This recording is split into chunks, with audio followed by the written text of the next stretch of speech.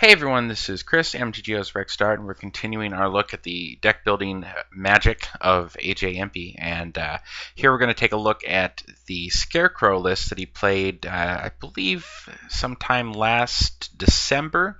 And there are a lot of interesting things going on here, but I'm going to start with the Spreading Plague, which is sort of the linchpin of the cute interactions and stuff of the deck, along with the the scarecrow. But the spreading plague does a couple things right away. First of all, in this build, it's pretty much asymmetrical because your creatures, when they enter the battlefield, unless you do something with them to make them a color, are not going to be have no color, so they are not going to be blowing up each other. Whereas if your opponent is playing a monocolor or nearly monocolor deck, something with like a light splash for removal spells or something like that, once this gets down, anything that your opponent plays is going to blow up the rest of his creatures that share that color. So it tends to be an asymmetrical effect anyways.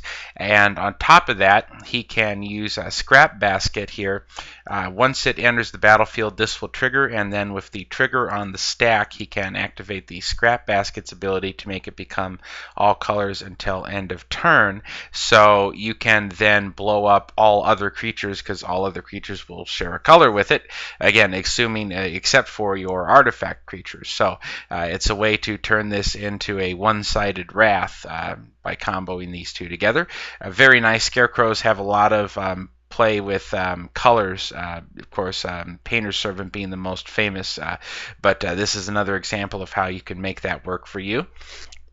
One of the other things he's got going on here is he's got Grim Poppet, which is sort of like a Triskelion in reverse in a way. There lets you move -1/-1 counters from your guy onto to grow it back to its full size, and then use that to pick off other creatures. And you can use the Scarecrow here to then once you've done that, sacrifice it, draw a card, return it from your graveyard to the battlefield, all fresh and new, ready to kill opposing creatures again, for instance. And in the meantime, drawing a card, letting you sort of move through your deck. And of course, you're going to want a lot of mana to be able to do this. So he's got a Vesuva Glimmer Post thing going on here. He also has Eye of Ugin so that he can search up a particular creature at need. Deserted Temple allows him to reuse one of these lands, so if they're producing multiple mana, it allows him to get a second use. It's sort of like a one-shot Candelabra of Tawnos on land. And of course, Crystal Quarry, which allows him to get the mana necessary to cast these Reaper Kings, assuming that he gets to enough. Of course, there's the Cloud Post to complete the 12-post engine. He's also got an Academy Ruins there, which allows him to recur his artifacts, much in the way that Volrath Stronghold allows you to recur your creatures.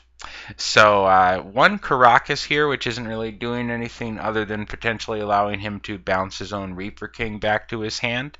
And other than that, everything here pretty standard. Chromatic Lantern to help him on the mana costs, Expedition Map to help him with the 12-post stuff, and of course some Board Sweeper here. All This Dust, one of an excellent one-sided sweeper, assuming you're playing artifacts, so you do commonly see this in 12-post based artifact lists. So anyways, the Spreading Plague it is an example of, if you see a card and you wonder, how am I going to do something? How do I break the symmetry? They don't make cards like this anymore in the game, and it's really unfortunate that they make cards that are all upside now, whereas they used to make a card that was symmetrical like this and then challenge you, how am I going to build a deck around it, and it leads to something like this, which is interesting and memorable. Whereas today they would just print this and go tack 2 mana onto it, make it completely unplayable, and then make it one-sided, so that people don't have to think too hard about it. Anyways, I really like seeing this. It's really clever, and you're going to see a replay of this deck in just a moment, so join me for that.